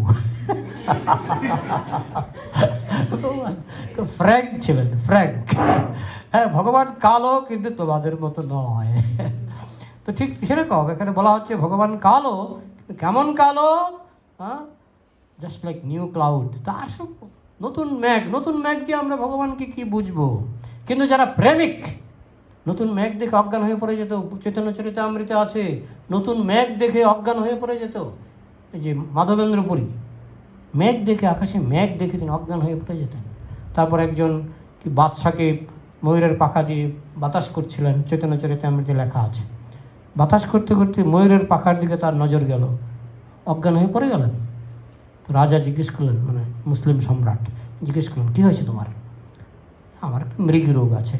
মানে বৈষ্ণব উত্তর দিলেন আমার একটু মৃগী রোগ আছে। কিন্তু মৃগী রোগ নয়, রাজা বুঝে গেছেন, সম্রাট বুঝে গেছেন সেটা ভাবের কারণ। দিব্য ভাব হলে এসব হয়। মেঘ দেখে অজ্ঞান হয়ে যেতে পারে ভক্ত যদি দিব্য ভাব থাকে। তো বর্ণনাগুলি আছে এক হিসাবে, যারা দিব্য ভাবের ভক্ত তারা ওইসব বর্ণনা দেখেই, তারা বর্ণনা শুনেই তারা অজ্ঞান হয়ে পড়ে। আর যাদের মধ্যে দিব্য ভাব নেই তারা মনে করে গেলে জড়জাগতিক বর্ণনা। আসল কথা হলো প্রেম। তাই আমরা মনে করি না যে কৃষ্ণ যেহেতু কালো তাই তিনি সুন্দর নন। কৃষ্ণ কালো কিন্তু সবচেয়ে সুন্দর, সবচেয়ে সুন্দর। কেমন সুন্দর? কন্দর্প কোটি কমনীয় বিশেষ শোভম। কোটি কোটি সৌন্দর্যের দেবতাকে বলা হয় কামদেব। কোটি কোটি কন্দর্প, কোটি কন্দর্প বা কামদেব, কোটি কোটি কামদেবের সৌন্দর্যকে একত্র করলে যে সৌন্দর্য হয়, কৃষ্ণের সৌন্দর্য তার থেকেও বেশি। তিনি এত সুন্দর যে কেউ যদি কোটি কোটি কামদেবের সৌন্দর্যকে একত্রিত করে, কৃষ্ণ তার থেকেও বেশি সুন্দর। এইগুলি বৈদিক বর্ণনা। So Krishna conscious movement is very nice. Krishna ভাবনামৃত আন্দোলন অত্যন্ত চমৎকার। সব কিছুই সুন্দর, প্রসাদ সুন্দর, নাচ সুন্দর, গান সুন্দর, কৃষ্ণের রূপ সুন্দর, শাস্ত্র। প্রভুপাদ বলছেন, আমি শাস্ত্র দিয়ে গেলাম, তোমরা এগুলি এনজয় করো। প্রভুপাদ একটা কথা এখানে বলছেন, এই লেকচার কিন্তু তারপরের লেকচার, যে আমি দিয়ে গেলাম যাতে তোমরা এনজয় করতে পারো। তো মানুষ তো এনজয় করতে চায়। প্রভুপাদ শাস্ত্র দিয়ে গেলেন আমরা যাতে এনজয় করতে পারি। প্রভুপাদ প্রসাদ দিয়ে গেলেন। আজকে গুরু মহারাজ পাঠে বলছিলেন, একজন প্রশ্ন করছেন যে অনেকে ভক্ত হতে চায় না, আমরা কি জোর করব তাদেরকে ভক্ত হওয়ার জন্য? আজকের পাঠ শুনেছিলেন তো না সকালে? মহারাজ বললেন, ভক্ত হতে চায় না, প্রসাদ পেতে চায় না। আজকে একটু পরে প্রসাদ হবে, প্রসাদ পেতে কেউ চায় না, সবাই প্রসাদ পেতে চায়। বলে না, আমি উপবাস করতে চাই। মহারাজ বলছেন, ঠিক আছে, আজকে একাদশী আছে, উপবাস করলেও ভক্তি। তুমি যদি উপবাস করো তাহলেও ভক্তি, যদি প্রসাদ পাও তাহলেও ভক্তি। নাচতে ভালোবাসো না? বলে হ্যাঁ, নাচতে ভালোবাসি। কে না নাচতে ভালোবাসে? হ্যাঁ, সবাই নাচতে ভালোবাসে। তো কেউ ভক্ত হতে চায় না। সে রোগে ধরলে তো ওই মুরগির ঝিমানি রোগ দেখেছেন তো? মুরগির ঝিমানি রোগ, মুরগির একটা ঝিমানি রোগ আছে। যখন মারা যাওয়ার 1 সপ্তাহ আগে থেকে চুপ করে চোখ বন্ধ করে বসে পড়ে। তো লোকে বলে, আমাদের গ্রামে গঞ্জে দেখেছি, ঝিমানি রোগ ধরেছে, মানে মারা যাবে, বাঁচবে না। তো যখন ঝিমানি রোগ ধরবে তখনই ভক্তি হবে না। আর যখন কেউ নর্মাল থাকবে, সুস্থ থাকবে, তখন ভগবানের নাম গুণগানে মৃদঙ্গ করতাল বাজিয়ে সে নাচবে, প্রসাদ পাবে, সবই আনন্দময়। প্রভুপাদকে একজন বলেছিলেন, প্রভুপাদ আপনি যেভাবে ভক্তি প্রচার করছেন, আমাদের তো কিছু কিছু এন্টারটেনমেন্ট লাগে, তো লাগে, সবসময় ভক্তি করলে হবে? প্রভুপাদ বলছেন, in Krishna consciousness everything is entertainment. Krishna ভাবনামৃতে সব কিছুই হচ্ছে আনন্দ উপভোগ, সব কিছু আনন্দ উপভোগ। এবং আমরা যদি ওই ঝিমানি রোগে ভোগী, রোগগ্রস্ত থাকি, ভবরোগ, তখন আমরা তো নর্মাল না। অ্যাবনর্মাল হলে আনন্দ পাবো না, আনন্দের জায়গায় আনন্দ পাবো না। So and you will be able to understand what is your relationship with God. আমরা সকলেই চেষ্টা করলে বুঝতে পারবো ভগবানকে, তিনি, তার নাম কি, তার ঠিকানা কি, তার সঙ্গে আমার সম্বন্ধ কি। এবং you will be able to understand how you can go back to home, back to Godhead. Thank you very much. এবং আপনারা বুঝতে পারবেন কিভাবে চললে পরে, কিভাবে জীবনযাপন করলে পরে আমরা ভগবানের ধামে ফিরে যেতে পারবো। তো এখন সময় প্রায় শেষের দিকে, এখন প্রশ্ন উত্তরের জন্য কিছু সময় রাখা যাক। হরে কৃষ্ণ।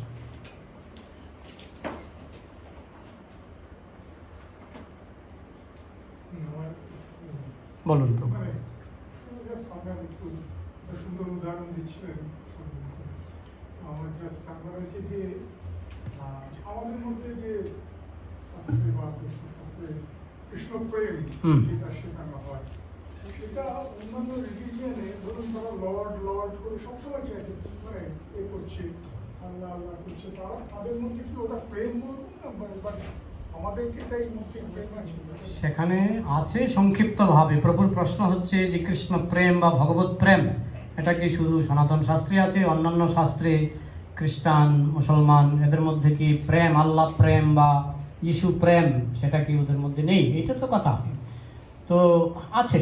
জৈব ধর্মে শিল সচ্চিদানন্দ ভক্তিবিনোদ ঠাকুর ইস্ক বলে একটা শব্দ উনি কোরআন থেকে নিয়েছেন। ইস্ক, ইস্ক হচ্ছে আল্লাহ প্রেম, আল্লাহ প্রেম। তো ঠিক সেরকম খ্রিস্টানদের মধ্যেও আছে ভগবত প্রেম, লাভ অফ গড হেড, খ্রিস্টানদের মধ্যেও আছে। কিন্তু সেটা সনাতন ধর্মের মধ্যেও আছে, সবচেয়ে বেশি আছে বৈষ্ণব ধর্মে। কারণ মহাপ্রভু যেটা দিয়েছেন তা তিনি হলেন প্রেম পুরুষোত্তম, প্রেম পুরুষোত্তম। রামচন্দ্র হলেন মর্যাদা পুরুষোত্তম, কৃষ্ণ হলেন লীলা পুরুষোত্তম, আর মহাপ্রভু হলেন প্রেম পুরুষোত্তম। তাই তিনি যেটা দিয়েছেন, বৈষ্ণব ধর্ম যে প্রচার করেছেন, অনর্পিত চরিং চিরাত, যেটা চিরকাল দেয়া হয়নি, কোটি কোটি বছর যেটা দেয়া হয়নি, সেটা মহাপ্রভু দিয়েছেন, সেটা হচ্ছে কৃষ্ণ প্রেম। তো সেটা মহাপ্রভুর পথে যদি আমরা চলি, আমরাও সেটা পাব। আর সেটা সবার উপরে প্রেম, সবার উপরে। এমনকি বলা হচ্ছে প্রেম ভগবানের উপরে।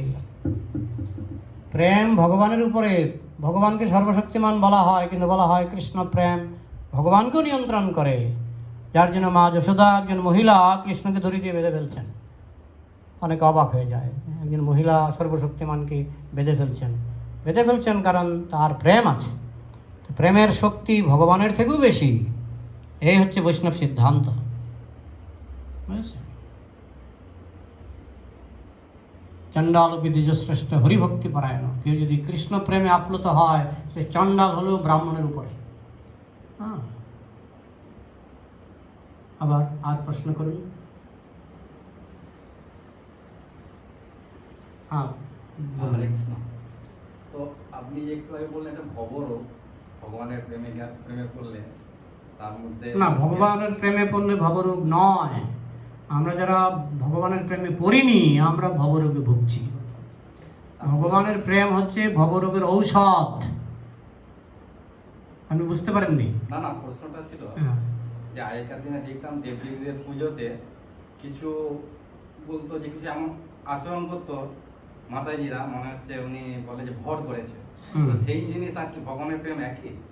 শুনুন, খাঁটি আর নকল চিরকালই ছিল। প্রভুর প্রশ্ন হচ্ছে যে অনেক সময় এখনো দেখা যায় কেউ বলে দেবতা ভর করেছে, কালী ভর করেছে, শিব ভর করেছে, এরকম হয় না? দেখা যায়। ভর করাটা কি আর ভগবত প্রেম একই কিনা? একটা জিনিস জেনে রাখবেন, খাঁটি নকল চিরকালই ছিল, আছে, থাকবে। হ্যাঁ, এই যে ঘি কিনতে যান, সব দোকানে খাঁটি ঘি পাবেন? খাঁটি ঘি পাবেন না, ভালো জিনিসের নকল বেশি। হ্যাঁ, প্রভুপাদ বলছেন একটা লোক গুজরাটে ধরা পড়েছে, গুজরাটে পাঠ করছেন, ভাগবত পাঠ, চোখ দিয়ে দর দর করে জল পড়ছে। পরে আবিষ্কার হলো উনি ওই লাল লঙ্কা নিয়ে যেতেন, লাল লঙ্কা, বুঝছেন? লাল লঙ্কা নিয়ে কোথায় কথার ফাঁকে ফাঁকে, রুমালের ফাঁকে ফাঁকে দুটো লঙ্কা নাকে ঢুকিয়ে দিতেন। আর লঙ্কা ঢোকালে তো কষ্ট তো হয়, কিন্তু এটা তো ইনকামও বাড়ায়। কষ্ট হবে আবার ইনকামও বাড়াবে। হ্যাঁ, সরল মানুষ দেখছি দর দর করে চোখ দিয়ে জল পড়ছে। হ্যাঁ, পরে আবার ফাঁকে লঙ্কাগুলো আবার বের করে নিতেন। হ্যাঁ, অনেকে আবার অমৃতাঞ্জন দিয়েও করতে পারে। হ্যাঁ, তো এটা কি নকল না খাঁটি? নকল। কিন্তু উনি জানেন এখানে যদি আমি কিছু চোখের জল বিসর্জন করতে পারি, তার মানে এই না যে আমরা চোখের জল বিসর্জনকে বাধা দেব। সত্যিকারের জেনুইন প্রভুপাদেরও মাঝে মধ্যে হতো। হ্যাঁ, শ্রীমৎ ভক্তি সিদ্ধান্ত সরস্বতী ঠাকুরও মাঝে মধ্যে অনেক সময় বেশাসন থেকে লাফ দিয়ে ঘরে গিয়ে দরজা বন্ধ করে দিয়ে ফুফিয়ে কান্না। হ্যাঁ, শিষ্যরা বাইরে থেকে শুনছেন। আমাদেরও আছে, কিন্তু আমাদের ওই লোক দেখানো, ওই প্রণামী আদায়ের জন্য লোক দেখানো কান্না। হ্যাঁ, চারানার ভাব গল্পটা শুনেছেন তো? চারানার ভাব গল্পটা বলছি, তার আগে প্রভুপাদের মন্তব্যটা বলি। প্রভুপাদ বলছেন, তুমি একটু আগে কান্না করলে, আবার এখন বিড়ি চাইছো কেন? একটু আগে হরে কৃষ্ণ বলে কান্না, চোখের জল একেবারে। এই স্টেজ থেকে নেমেই অমুক সম্প্রদায়, আমাদের বেঙ্গলে খুব চলে, লাইন বেঁধে থাকে। এখন কীর্তন চলছে অমুক সম্প্রদায়, রাধারানী সম্প্রদায়, তারপরে আসছে নিতাই সম্প্রদায়, লাইন ধরে থাকে। রাধারানী সম্প্রদায় এতটা থেকে এতটা নামবে স্টেজ থেকে, নিতাই সম্প্রদায় গিয়ে উঠবে, বুঝেছে? তো নেমেই বিড়ি তুমি একটু আগে কান্না করলে আবার বিড়ি কেন? প্রভুপাদ বলছেন এগুলো নকল ভর দেওয়া, নকল ভাব করা, এগুলো নকল। হ্যাঁ, নৃসিংহানন্দ ব্রহ্মচারীর আসল ভাব হয়েছিল, চৈতন্য মহাপ্রভু তাকে ওই যে আপনারা বলেন ভর করা, নৃসিংহানন্দ ব্রহ্মচারী, এটাকে আমরা বলি আবিষ্ট হওয়া। মহাপ্রভু তার মধ্যে আবিষ্ট হয়েছিলেন এবং শিবানন্দ সেনের সন্দেহ হয়েছিল। তিনি নৃসিংহানন্দ ব্রহ্মচারীকে পরীক্ষা করলে দেখলেন যে সঠিকই মহাপ্রভু তার মধ্যে আবিষ্ট হয়েছেন। দুভাবে পরীক্ষা করেছিলেন শিবানন্দ সেন। একভাবে ভেবেছিলেন যে আমার নাম ধরে ডাকুক, তারপরে আমি যাব। গিয়ে বসে আছেন, এই শিবানন্দ সেন কোথায়, দিকে আসো। আর শিবানন্দ সেন মনে মনে ভেবেছিলেন আমার মন্ত্র যদি আমার যে ইষ্ট মন্ত্রটা যদি বলতে পারে, তাহলে বুঝবো যে ঠিক আছে। বলছে তোমার দ্বাদশ অক্ষর গোপাল মন্ত্র বলে দিলেন। তখন শিবানন্দ সেন বুঝলেন যে আমার মনের দুটো প্রশ্নের সঙ্গে মিলে গেছে, তাইলে ওনার আবেশটা ঠিক আছে। কিন্তু যে আবেশে আমি এখন আবিষ্ট হলাম, একটু পরে বিড়ি লাগবে, গাঁজা লাগবে, হ্যাঁ, তো সেই আবেশগুলি সঠিক আবেশ নয়। চারানার ভাবের গল্পটা বলেছিলেন শ্রীমৎ ভক্তি সিদ্ধান্ত সরস্বতী ঠাকুর।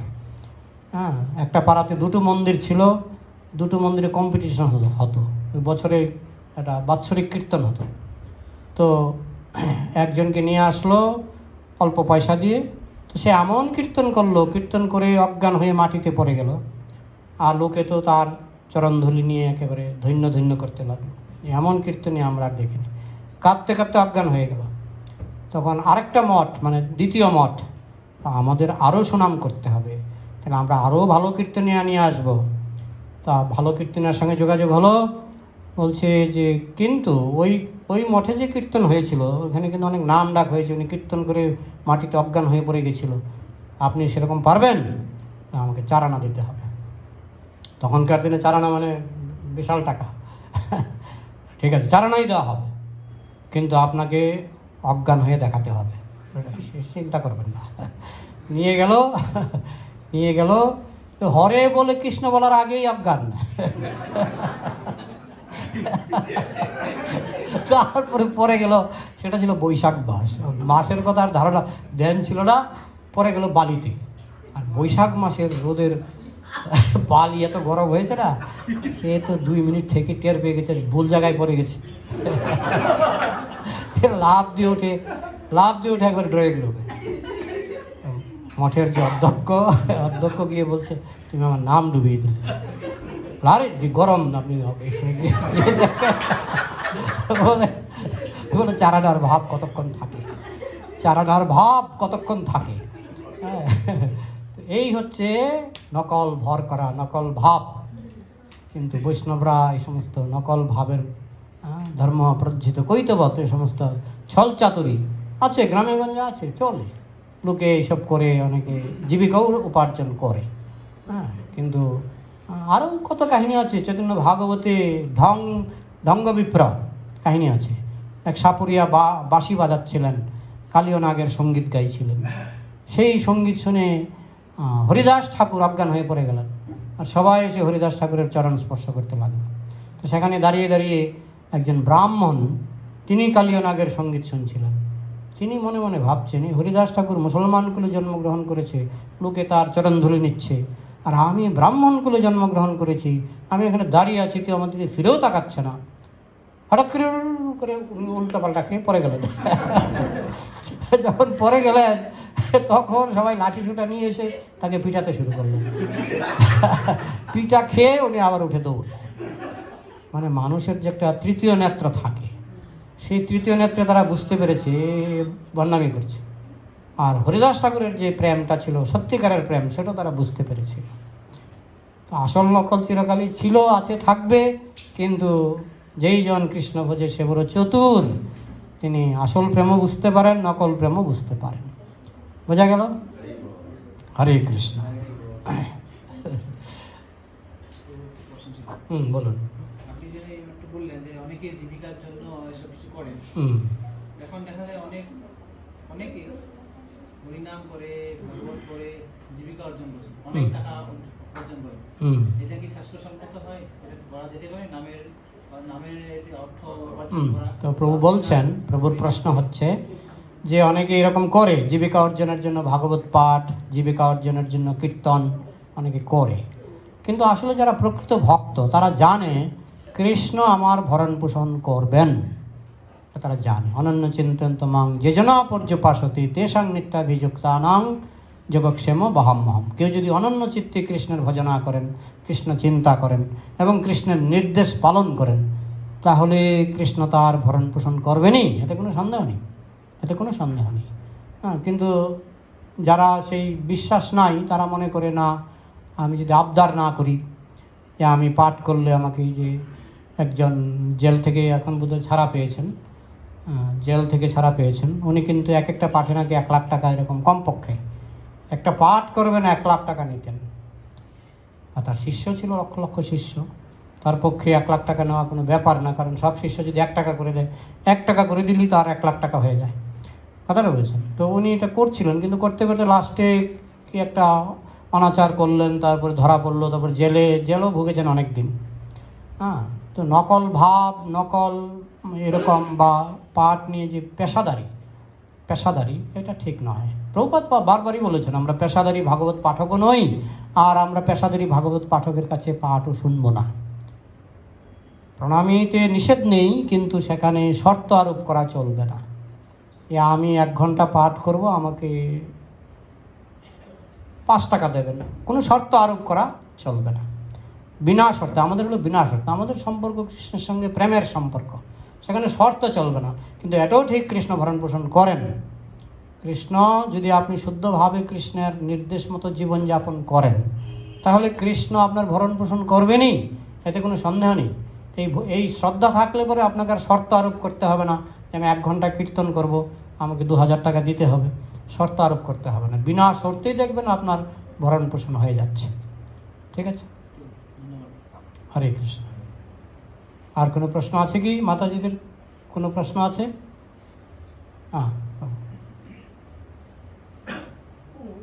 পৃথিবীতে তো অনেক সংস্থা, অনেক ব্রাঞ্চ আছে, রামকৃষ্ণ মিশন, বেলুর মঠ, ইসকন, গৌরীয়, মুসলিম ধর্ম, খ্রিস্টান ধর্ম, জৈন ধর্ম, হরিচাঁদ, নানান আছে।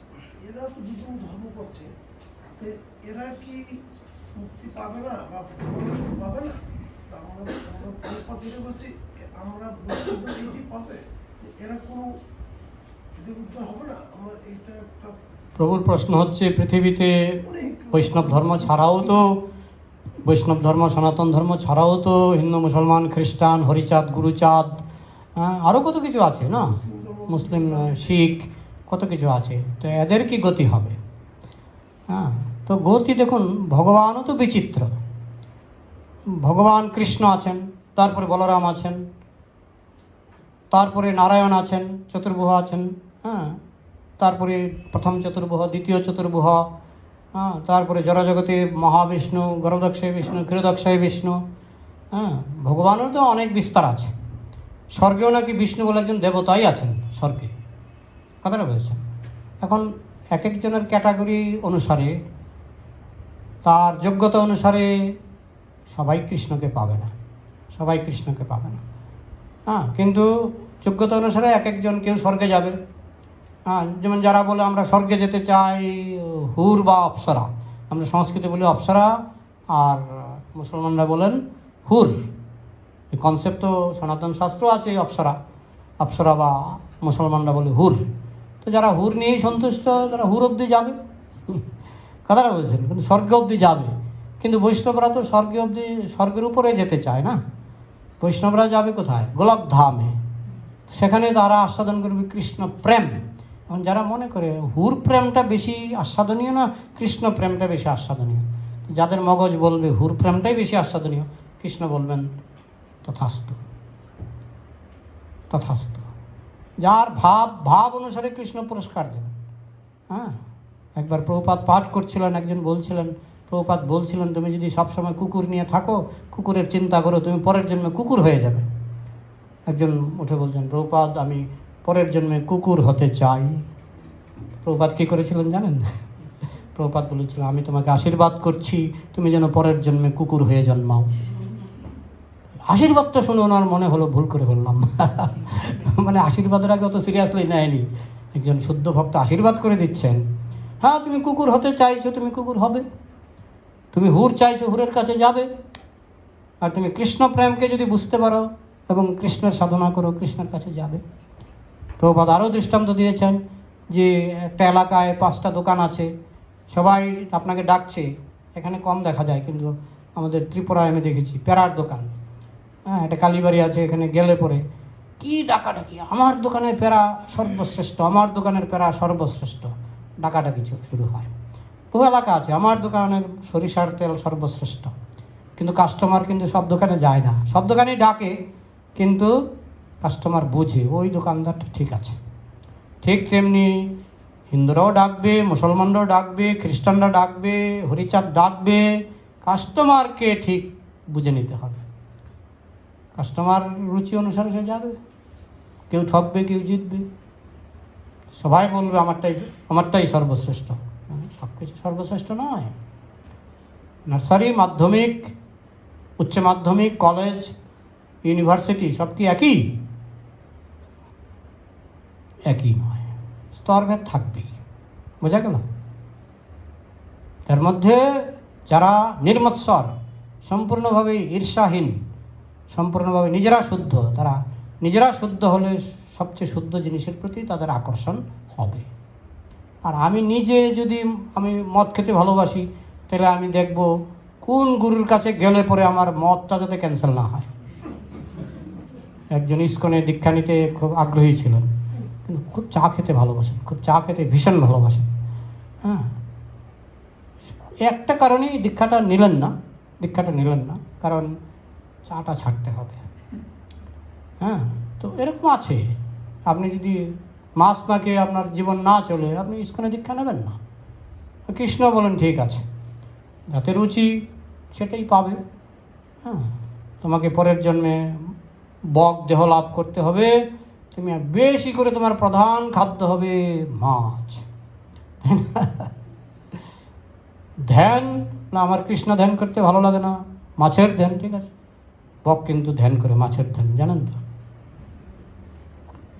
আমি একটা ভিডিও দেখছিলাম ইউটিউবে, একটা পাখি একটা খাবার ফেলে দিচ্ছে, মাছ আসছে, খাবারটা তুলে নিচ্ছে, মানে বড়শি ইউজ করছে। সে একটা পাখি বড়শি ইউজ করছে। পাখিরও সেই বুদ্ধি আছে কী করে একটা মাছ ধরতে হবে। তো যার যেরকম রুচি সেই অনুসারে কৃষ্ণ দেহ বুদ্ধি সব দিয়ে থাকেন, সেই তার ধ্যান, সে মাছের ধ্যান করবে, ভগবান দিয়ে থাকেন। তো স্তরভেদে সর্বত্র স্তরভেদ আছেই, কেউ স্বীকার করতে পারবে না। এখন আমি যদি গোয়ার হই, তাহলে আমারটাকে আমি সর্বশ্রেষ্ঠ বলবো, যদিও আমি আমার চোখের সামনে আমি দেখতে পাচ্ছি যে এইসব বদগুণগুলি আছে, তারপরেও গোয়ার মানুষ নিজেরটাকেই সবসময় সর্বশ্রেষ্ঠ বলে মনে করে। হ্যাঁ, কিন্তু তারপরে অনেকে ছুটে যায়, হ্যাঁ, অনেকে আছে অমুক ঠাকুর তমুক ঠাকুরের কাছে দীক্ষা নিয়েছিল, পরে প্রভুপাদের গ্রন্থ পড়ে প্রভুপাদের কাছে চলে আসছে, হয়তো হয়। তো সময় হয়ে গেল, এখন এখানেই সমাপ্ত করছি। গ্রন্থরাজ শ্রীমদ্ ভাগবতম কি, সমবেত বৈষ্ণব ভক্তবৃন্দ কি, একাদশী ব্রত কি, গৌর প্রেমানন্দে।